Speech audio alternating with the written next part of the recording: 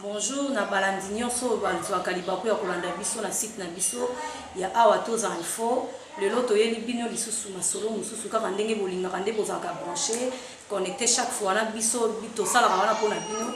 Lelo tozali boye na servante de Dieu oyo tokutani na ye lelo tokiti koluka ye na kombo ya Sœur Sandra akobetela biso nanu sur Sœur Sandra carrière musicale na ye parcours na ye. Sœur Sandra abimeli wapi na monde ya musique, Sœur Sandra bandaki musique na ye ndenge nini, yango wana tokutanaki lelo na Sœur Sandra amekana koexplike bino carrière musicale ya Sœur Sandra.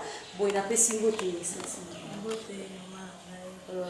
bazolanda yo sikoyo bana poto baza connecté branché pour balanda émission na bango awa toza kaka nde tolekaka chaque fois. Sœur Sandra message na yo lelo toye koluka yo ti na adresse na yo kopesa biso, donc disons bilan ya Sœur Sandra. Sœur Sandra aza nani na kobanda kopesa pe mbote na balandi nyonso ya awa toza bambote pele bana ya mbona bino. Et puis na koloba lisusu que na ko préciser leloko moko lobi kaka Sœur Sandra baza ebele. Sœur Sandra nani? Sœur Sandra Kabunzi. Sœur Sandra Kabunzi. Bon, Sœur Sandra Kabunzi aza moyembi na kolo uta mokolo nzambe abengaki ye. Au fait toza groupe d'adoration indépendant, les élus vainqueurs, musique et ministère. Nzambe apesa biso etinga na kati ya eloko wana ya koyemba, c'est-à-dire il y a notre vision na biso eza tiré na livre ya Isaïe 61 où ils ont deux volets, la délivrance par la puissance des louanges et de l'adoration, et puis annoncer l'évangile de Jésus-Christ dans le monde. Voilà pourquoi tobengi yango musique et ministère, c'est-à-dire en dehors ya loyembo toza na ba branche, ba département, ba service mususu. Pour ministère ni ko bakaka service. Toza ba service mususu tosala kana kati wana entre autres évangile ya pour apporter évangile ya Nzambe partout dans le monde. Donc disons Sœur Sandra abimaki ne kaka na ndako. Sœur Sandra abandaki ka inspiration moyaki na ndako. Sœur Sandra abandaki quelque part na ndenga toyokaka nazalaki nano na ekodi. Sœur Sandra abandaki précisément wapi na monde ya musique. Au fait Sœur Sandra azalaki nano moyembi banda bomona ka ndenge uti koloba na église na ekodi. Et puis après, il y a un groupe d'adoration, après groupe d'adoration, il y a un groupe moko bengi Cœur Divin, Music Ministry. Et puis maman nangai, Ninel Big na PC Pembote en passant. En fait, na Evray et pas maman Ninel, c'est-à-dire c'est elle vraiment maman nanga donc dans le bar après maman nanga o abota ngai yende maman nanga donc j'ai connu donc makambo ebela bonzambe ekola et pas naïe. Pendant que je travaillais dans un groupe Cœur Divin, et juste après un temps, les Nzambe Pesukolo s'est révélé à Katina, Lenge Mususu, à Bengangai, de Omoni de l'autre salle, groupe Wana, les élus vainqueurs, on les a pour commoter dans la zone à Koma, ils ont vraiment commandé Nzamba Pesa Kingai, c'est-à-dire délivrer la vie des gens par la puissance des louanges et de l'adoration. Oh, ils en ont un témoignage de maman Moko. Ils en ont. Donc avant, et comme il a battu, ils en ont vécu dans Ngaï. Yango wana, toujours continuer de kokobaka na musala nzambe. Pour préparer déjà l'album, le premier album de Bisso, dans le pays limité, mais ils ont vraiment fin prêt. Faute cas de moyens des autres salles que et ils ont moins retard. raison pour laquelle tu profite de l'émission la bino c'est nga balinga nzambe bayebana mbongo ezangi musala kosala surtout mingi na papa Diafar na mama Nicole musala oyo eza ya nzambe eza ya ngai te basunga biso na musala oyo susi na ngai ezalaka mingi c'est-à-dire évangile oyo nzambe atie na nzela ya koyemba parce que support na biso évangile eza kaka musique mais nous sommes évangélistes donc support na biso ya liboso nzambe apesi biso eza loyembo.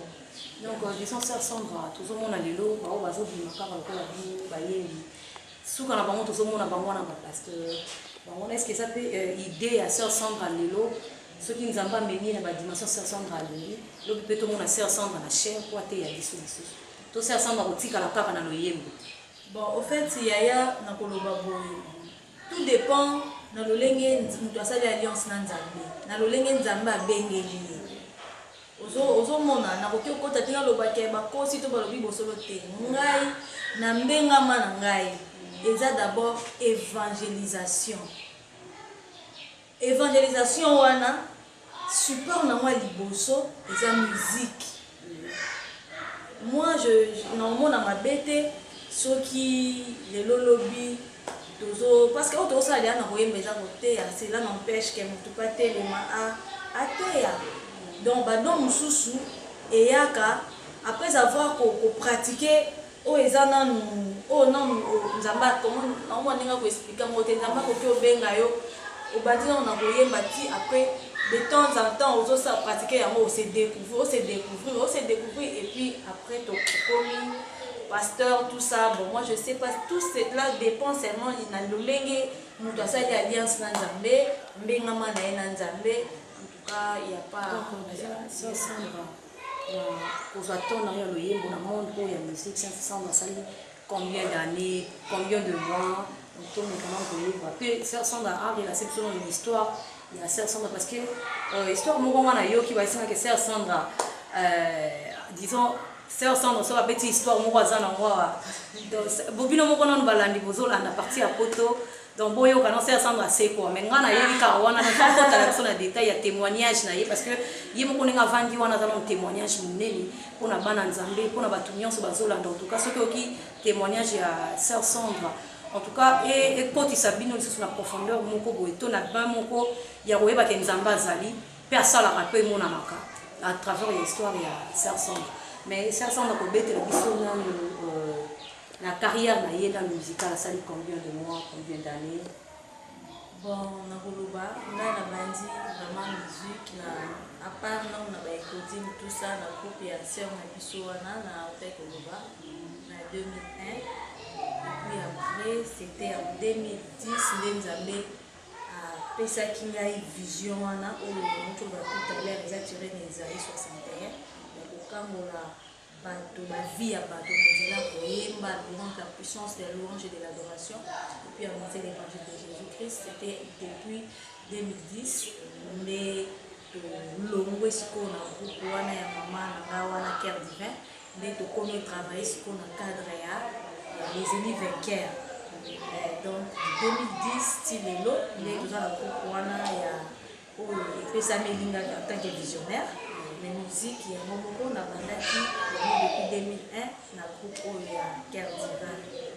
Donc, pour le tango, donc c'est par rapport à ça. Histoire ou que témoignage de Sœur Sandra Otiwa, Sœur Sandra Bandi, tia comme le Ronini Salaki que Sœur Sandra Lelo, Azala Mobenga Nikolo. Moi, histoire, il y a Sœur Sandra. Bon, Nakoloba.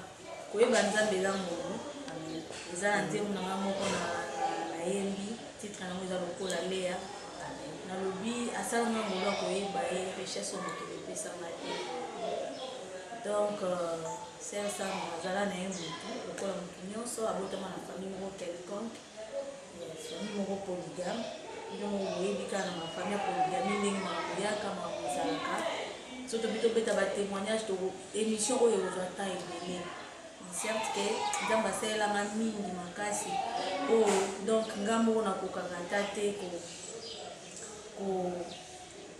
koresiste na bolamu ya nzambe yango nasalelaka ye yango nayembelaki d'abord soki nazoyembelaka d'abord mpona ngai après nde oyo esalaka mpa na ngai yango wana mpe esalaka mpa ya bato oyo basepelaka mpe koyoka bato yembo na biso mwa moke na koloba kaka ke ça fait na 2005 na subisaki opération moko oyo vraiment ezwaki nga bomoi nayebi te ntango nini esalaki ngonga oyo esalaki nayebi te mais nanimonaki nabimaki kati na ngai donc nabimi c'est-à-dire sersanga mosusu alali mosusu ezobima ebimi mpe vante etali oyo elali namoni baseur na biso wana ya koko nakoyebisa yo bazosambela tout ça na regrette nalobi ntango basukaki naza te olapasi et puis je suis partie esika nakendaki mpe vie mosusu ezalaki pour dire que après la mort ezalaka na vie mosusu oyo ezalaka c'est-à-dire attendant que tozozela boya kozonga ya nzambe après cette vie tokendaka na bopemi j'étais là donc koyeba te ke maladi moto esalaki nini ezwaki ngai elongolaki ngai koyeba te ke nazalaki na papa nazalaki na mama nazalaki na boye patati patata je me suis dit ya solo jugement nzambe ezali fo tobanga nzambe makasi po soko oza na esika moko oyebi te bisika outi et puis après vient le jugement osalaki otenga nasalaki boye te tout ça ntango balakso makambo na osalaki ozongi en toi-même c'est-à-dire Dieu a voulu à ce que apesangaka mwa extrait ya mwa eloko wana poto natala namona combien il est grand c'est-à-dire eloko wana emarkanga na vie na longwe c'est-à-dire je suis sortie de moi na mibimi mpona kolobaka liwa nakei mpenza natiki bato nyonso natali bango j'ai parlé me bando oyokanga te mpo nga na bango tokomai déjà séparé nabimi nakei mpe esika mosusu me namonaki bato mpenza clairement te nazomona bato flou biso nyonso tolataki bilamba pembe et puis en plus c'est comme si biso nyonso tozalaki na niveau moko moto alekaki moninga na niveau azalaki te au président nga nde naza boye ma soeur ata namoni moto atondisi bijou elobelanga eloko ata namoni moto azosala lolendo à partir eloko wana na te ya melobelanga eloko te parce que là biso nyonso ozalaki lolenge moko moto alekaki moninga na santé azalaki te moto alekaki moninga na mbongo moto alekaki moninga onga chef de l'état onga kola azalaki te c'est comme si biso nyonso tozalaki ka bana kaka ya mutu moko donc eza vraiment témoignage moko oyo eza kaka nalobi mwa bref nango me nakoprépare mwa support à témoignage oyo mpena malamu pour que bapeuple ya nzambe ebénéficie mpenza nango vraiment badétail nango oyo tobi kaka pasa parce que tumboli ngai bana poto balandi bamoni ke bango moko mpe susu bayoki sœur Sandra oyo nini ekomelaki ye donc balandi oyo bazolanda biso bino moko boyoki déjà histoire ya sœur Sandra beteli bino en tout cas baoyo nyonso batutisami na histoire oyo nalingi totyela bino nanu nzembo ya sœur Sandra na titre moko ya avec assurance donc bolanda nanu ebongo tokozonga nsima tosengi na régie atyela biso na nzembo ya sœur Sandra ebongo tomoni juste après.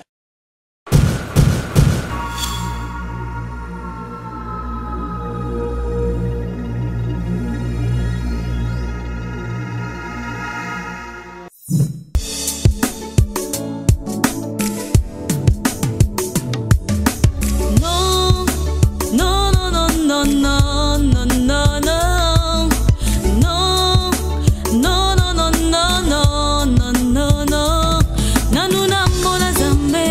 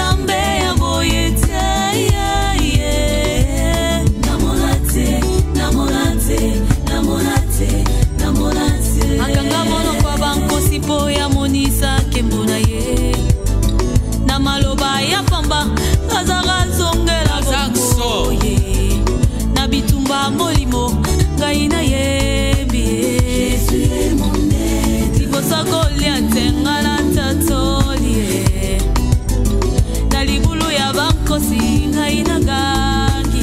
Jésus est mon aide. Avec assurance moi je dis Jésus est mon aide. Avec assurance moi je dis Jésus est mon aide. Jésus est mon aide. Jésus est mon aide. Yahweh, Yahweh, Yahweh nangayo. Tondeli sungi nangai na tango la passion. Jésus est mon aide. Tete olona na motema nange botambu makonti mae. Na konti mama kasi kaina yembi. Na kozanga mosala kaina gangi yo. Yahweh, Yahweh, Yahweh nangayo. Yozali sungi nangai na tango la passion. Tete olona na motema nange botambu makonti mae. Na konti mama kasi kaina yembi. Na kozanga mosala kaina tatoli yo. Na kozanga kobota kaina gangi. Na kozanga baboti kaina yembi nangayo. Yahweh, Yahweh, Yahweh. Avec assurance moi je. Avec assurance moi je. Avec assurance moi je.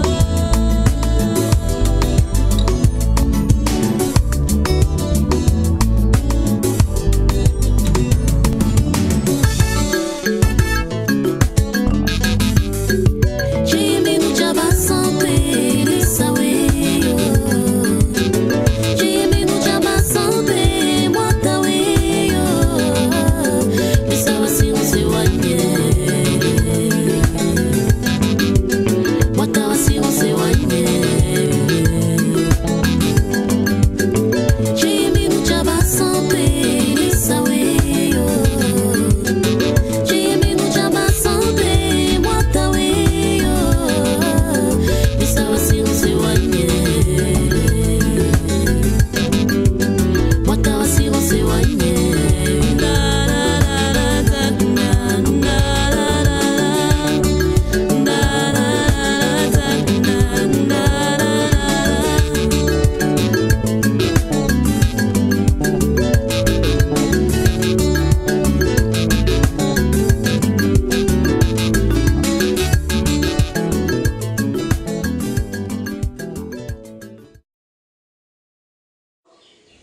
Siko toti kolanda avec assurance ya Sœur Sandra bino moko boyoki malobani neza na nzembo wana.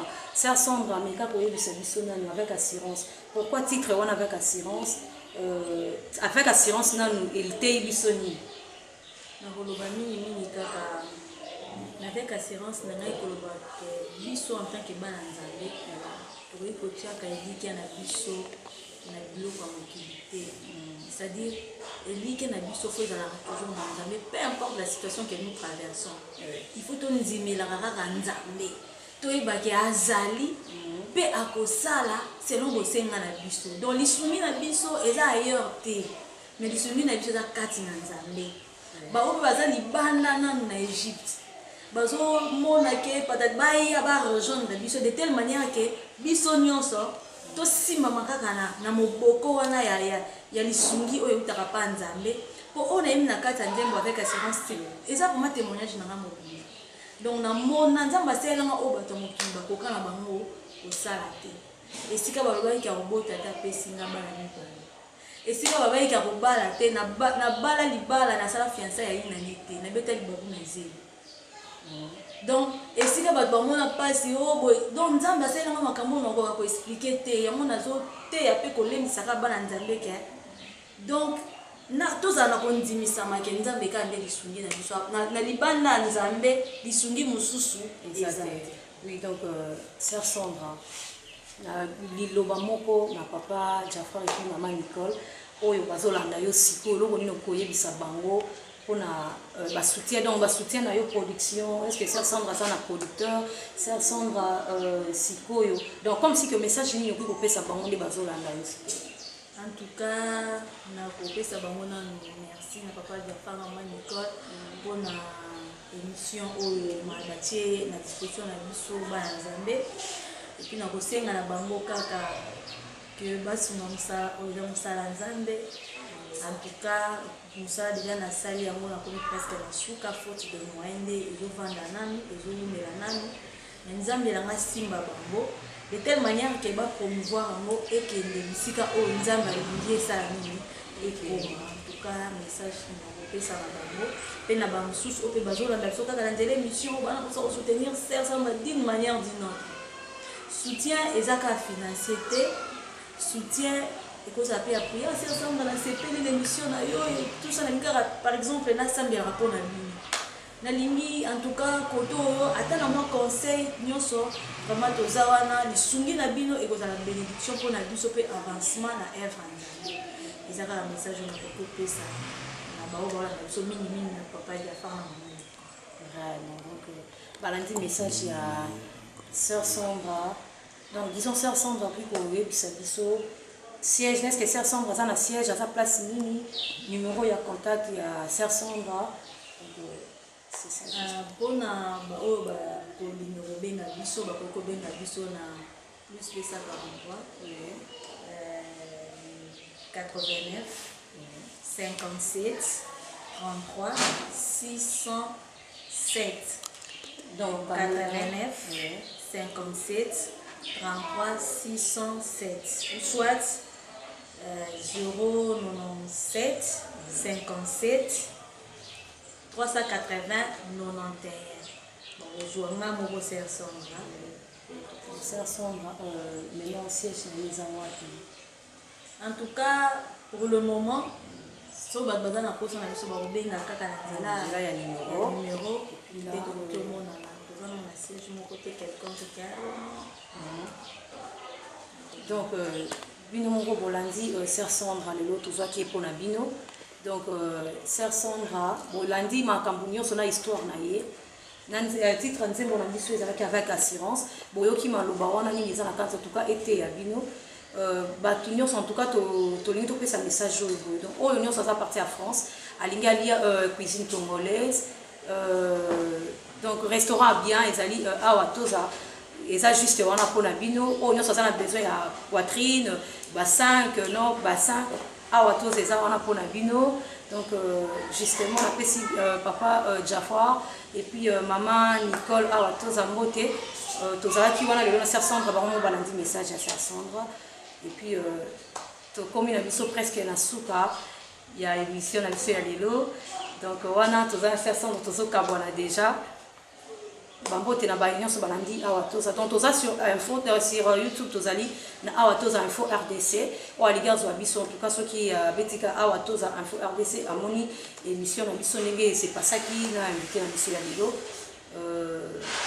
Tout le monde a dit balasi mamelelo tous les Sœur Sandra. Avec acapella, c'est ça, donc na acapella mon la Sœur Sandra, il y a un des autres là que notre cabana la Sœur Nabiso na loyembo pour ba tous ba yo qui est na nous vraiment boyé est-ce que ba yo la Sœur Sandra na loyembo ya boyé tout cabana la Sœur Sandra non c'est permis merci ma sœur mais non c'est pas ça acapella avec assurance té oui mais il y a Maranatha pour dire aux gens que Jésus revient to bongama na tina ya bozongi na Yesu. Mwana na nzamba za kozonga ekolanga salela tango bilembo suka emonye kolo Yesu za kozonga ekolanga salela tango bilembo suka emonye oyana Yesu ebelemi oyana Yesu ebelemi koyana Yesu ebelemi Jésus revient très bientôt kukwisa mu Yesu Merci Sœur Sandra. En tout cas, le mon kitoko makasi titre lobi ezali ya Maranatha. En tout cas, nzembo yo. Et quand biso makasi en tout cas to se pena Sœur Sandra. Bambote na ba nyonso bazolanda yo ba nyonso balanzi na poto bambote. Bambote na nga na bana poto nyonso. Bambote na ngai na famille na ngai, famille Kabunzi. Bambote na nga na ba o nyonso ba yebi ngai. En tout cas, nzambe na nga azala na bino. Bambote na ngai na ba bébé na ngai Exodie na Zoé na sans oublier papa na bango yemo mamboe na personne. En tout cas, bambote na nga ba gros bisous. Na bino morope na bosanité Ibrahim la crème. Bambote na nga. Vraiment, merci beaucoup Sœur Sandra. En tout cas, Torozon il a eu surtout na titre Banzembo. En tout cas, écoutez, biso boy to telemi poto si émission biso. Topesi bambote na ba nyonso balanzi émission lelo to lingi bino mingi. Toza wana sur net, toza na awa, toza info, RDC, ba nyonso balingi balanda vraiment émission yo. Toza la kiwana en tout cas to lingi bino mingi na pesi mbote na papa Jafar, na maman Nicole awa toza na pesi ma copine privée personnelle la partie à Belgique, Priscilla Boubou et puis Gypsy la lingi bino mingi. Na pesi na famille na nga papa Guyoka et puis maman Nathalie. Tout le monde a dit à la prochaine, donc bye bye, c'est Sandra. Bye, merci.